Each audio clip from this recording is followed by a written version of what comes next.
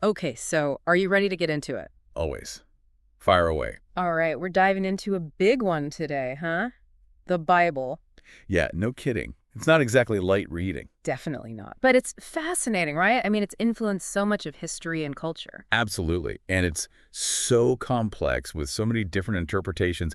I mean, where do we even start? Well, you sent me this amazing document, basically a complete history of the Bible from start to finish. Right. To give you a good foundation for this deep dive. Did it make sense? Totally. Yeah, it really helps. So I guess we should probably start at the beginning, right? Genesis. Exactly. Genesis, the creation story. It's like the foundation of everything. It's funny, though. Most people know the basic story, but there's this one part that always trips me up. Okay, what's that? When God is creating the world, he says, let us make man in our image. Like, who is us? Ah, yeah. Good catch. That's one of those details that often gets overlooked, but it's super significant. Right. It's like, hint, hint, there's more to this God thing than meets the eye. Exactly. It points to this idea of God's plurality, which develops later in the Bible, with the Trinity. But yeah, the seed of that concept is right there in Genesis. Wow. It's amazing how much depth there is in those first few chapters. Oh, absolutely. And it just gets richer from there. So we've got the creation of the world, and then, of course, we meet Adam and Eve. The original power couple, Or not so powerful, depending on how you look at it. true, that whole forbidden fruit thing really throws a wrench in the works. You know what's interesting to me about that story? It's not just about breaking a rule, it's about choice. Adam and Eve had a choice, and they chose poorly. Yes. And the consequences, right? That's the other key thing here. Their choice has these huge ripple effects that impact all of humanity. It's like this fundamental truth about being human. We have free will, but our choices have consequences. And we see that play out time and time again in the Bible. And it's not long before things get really messy. Cain and Abel. Oh, man. Talk about sibling rivalry gone wrong. The first murder in human history, and it's between brothers. I mean, what does that tell you about human nature? Right. It's like this primal jealousy and rage that just explodes. Definitely not a high point for humanity. No, not exactly. But it does set the stage for this recurring theme of sin and redemption that we'll see throughout the Bible. Okay, so we've got creation, disobedience, murder. Things aren't looking so great. Yeah, humanity isn't off to a stellar start. So what happens next? Enter Noah. Right. Right. The flood. Talk about a do-over. It's intense. This huge flood wipes out almost all of creation. It makes you think about God's power, you know? Absolutely. It's a reminder that God is both creator and destroyer. But even in the midst of all that destruction, there's this glimmer of hope. Noah and his family, they represent a new beginning. Yeah, exactly. God's mercy shines through, even in the face of such widespread wickedness. It's like this whole cycle of judgment and mercy that we see throughout the Bible. That's a great point. And that cycle continues even after the flood with the story of the Tower of Babel. Oh, yeah, that's right. People trying to build a tower to reach heaven talk about ambition. Right. It's like they're trying to become like God. And God's not too happy about that, is he? He's not. Yeah. So he scatters the people and confuses their languages, which is why we have so many different cultures and languages today. It's actually a pretty fascinating story when you think about it. It is. It's like this reminder that God has a plan, and sometimes it involves shaking things up a bit. Exactly. And that plan continues to unfold as we move into the next phase of the biblical narrative, which brings us to Exodus. Exodus. Now we're getting into familiar territory. Moses and the burning bush, the plagues, parting the Red Sea. It's like the Bible's greatest hits. It's definitely a dramatic story, and it marks a turning point in the Bible's narrative. We go from these early stories of creation and humanity's beginnings to the formation of a nation. Right.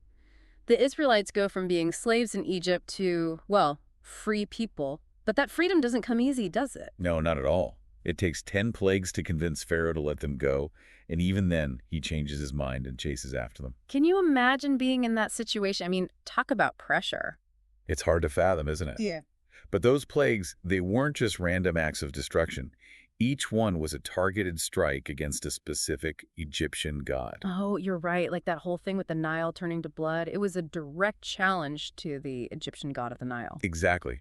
It was a way of showing that Yahweh, the God of the Israelites, was more powerful than all the other gods. And then, of course, there's the Passover. Such a powerful story. It really is. It's this foreshadowing of Jesus' sacrifice. This idea of a lamb being sacrificed to save the firstborn sons. Right. It's like this thread that runs through the entire Bible. But even after all that, Even after witnessing the plagues and the Red Sea parting, the Israelites still complain and doubt. I know, right? You'd think they'd be convinced by then. But I guess it's just human nature to struggle with faith, even when we've seen miracles. It's true. Okay, so we've got freedom, but now what? They're wandering around the desert. They need some guidance. Enter Moses and the Ten Commandments. Right. It's like, okay, you're free from slavery, but now here are the rules for how to live in a just and moral society. Don't kill, don't steal, honor your parents. Pretty solid advice, even today. Absolutely. It's amazing how timeless some of those commandments are. But of course, the Israelites didn't always follow them, did they? Nope. They were constantly testing Moses, breaking the rules, even worshiping other gods. Remember that whole golden calf incident? Oh, yeah. Not their finest moment. It just goes to show that even with the best intentions, humans are still prone to mess things up. So true. So where do we go from here? What happens after the Exodus, after the giving of the law? Well, now we get into the historical books, Joshua, Judges, Samuel, Kings, Chronicles. These books tell the story of the Israelites as they transition from being a wandering tribe to becoming a nation with kings and a temple. Okay, so things are about to get interesting. You bet. We're going to meet some incredible characters, witness some epic battles, and see the consequences of both obedience and disobedience. It's like a whole new chapter in the story of the Bible. Exactly, and it's just as relevant and thought-provoking as the first one. So we've got the Israelites established as a nation. They've got their kings, their laws, their history. But something's missing, right?